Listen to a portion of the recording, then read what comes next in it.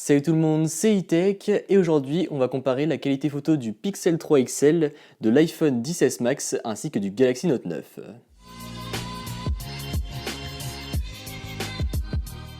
Étant donné que ces smartphones sont dans le haut, je dirais même dans le très haut du panier, je me suis dit pourquoi pas les comparer et voir lequel de ces trois a la meilleure qualité photo et la meilleure qualité vidéo. J'aurais bien aimé ajouter également le Mate 20 Pro à cette comparaison, malheureusement je n'ai pas le smartphone donc je vais me contenter de ces trois là.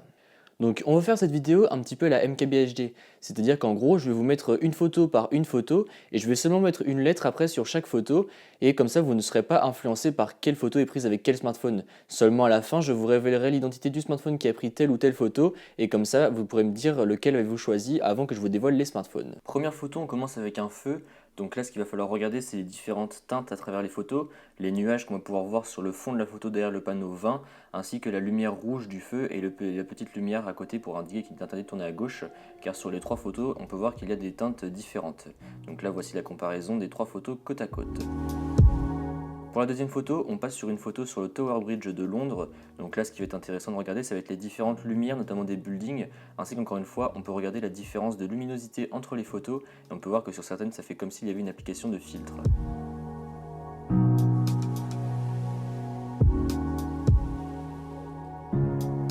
Troisième photo, on passe sur le château à côté du Tower Bridge. Donc on peut regarder encore une fois les différentes teintes des photos. On peut voir que les nuages apparaissent différemment, tout comme l'atmosphère en général sur la photo. Ici on retrouve une atmosphère un petit peu plus chaude.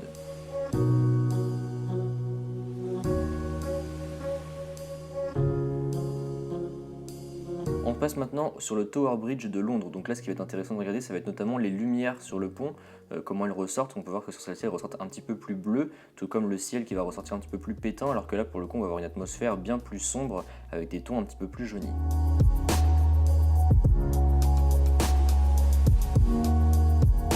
Donc la photo portrait du building, donc ce qui va être intéressant de regarder, ça va être les lumières des autres immeubles à côté, ainsi que comment les nuages vont ressortir, et même l'atmosphère de la photo en général.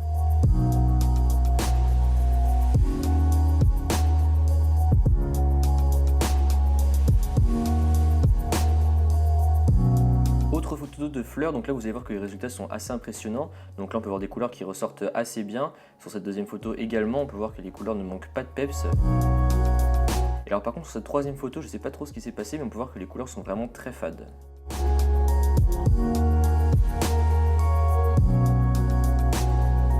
Ensuite, photo d'un autre building dans Londres, donc là le focus a été fait sur le building justement, donc c'est fait exprès si la lumière sur le lampadaire ressort beaucoup plus flash.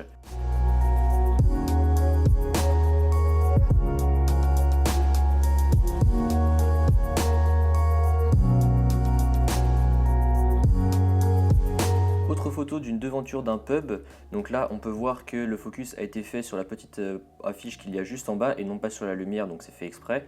Et on peut voir qu'encore une fois tout ressort très différent, on a des atmosphères un peu plus sombres en fonction du smartphone.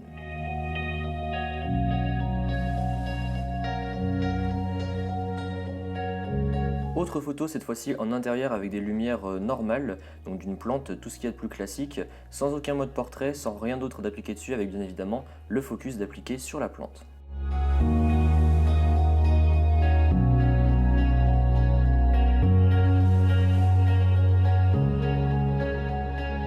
Et on passe désormais au mode portrait, donc vous aurez deux portraits différents car je me suis dit que ça pouvait être intéressant de voir les détourages en fonction des habits, des cheveux et même de la teinte de peau. Je me suis dit que ça pouvait être plus intéressant d'avoir deux sujets pour pouvoir réaliser ce genre de photos.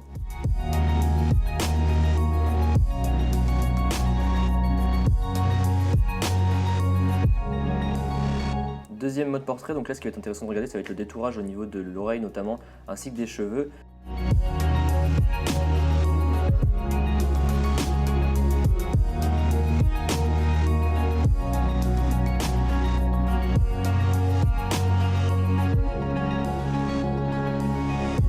Et désormais on passe au selfie. Donc là encore une fois il y aura deux sujets car je me suis dit encore une fois que ça pouvait être intéressant de comparer deux sujets pour pouvoir voir les différences entre notamment les cheveux, la teinte de peau, les habits, etc.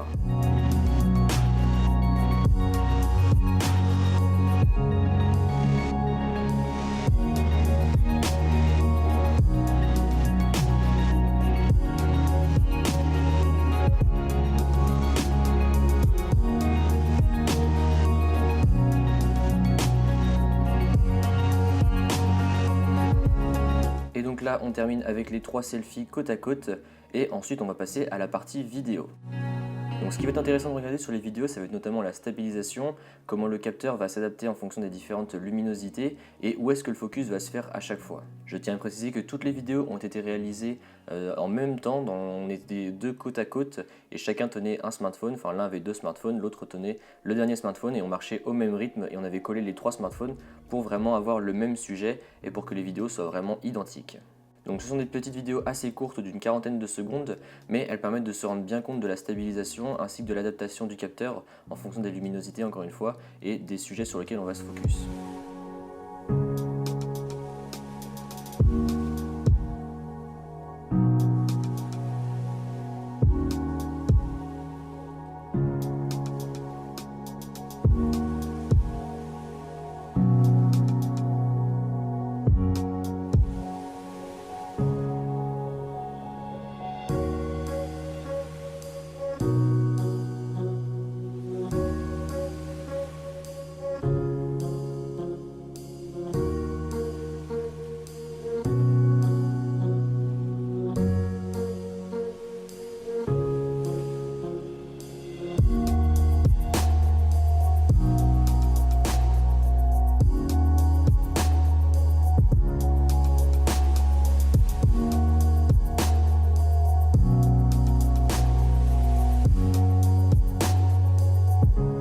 Et pour finir, on passe sur la dernière vidéo donc, qui a été tournée avec le dernier smartphone et ensuite on va passer au résultat.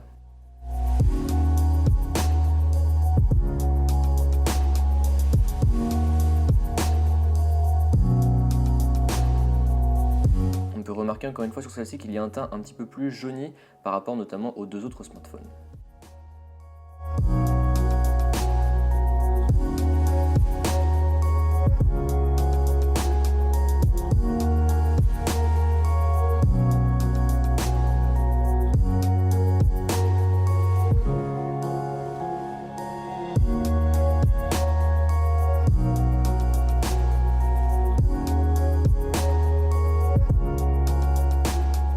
Donc avant de vous annoncer quel smartphone a pris quelle photo, dites-moi en commentaire celui que vous préférez car ça m'intéresse de savoir les résultats avant que je vous dise le nom des smartphones.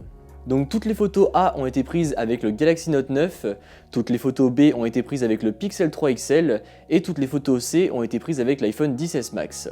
Donc personnellement j'ai une grosse préférence pour le Pixel 3 XL, je trouve les photos vraiment sublimes, le traitement d'image est juste incroyable, c'est fou ce que Google arrive à faire. En plus c'est le seul smartphone avec seulement un objectif photo et quand on voit les résultats qu'il fait c'est vraiment incroyable. Après par contre pour la vidéo je vais avoir tendance à préférer un petit peu plus l'iPhone XS Max car je trouve les couleurs un petit peu meilleures. Donc après voilà, après ce n'est que mon opinion, dites-moi vous encore une fois dans les commentaires ce que vous avez préféré. Donc voilà c'est tout pour cette vidéo, j'espère qu'elle vous a plu. Si c'est le cas comme d'habitude n'hésitez pas à mettre un pouce bleu, à me suivre sur les réseaux sociaux qui se trouveront dans la description et à vous abonner. Allez, salut!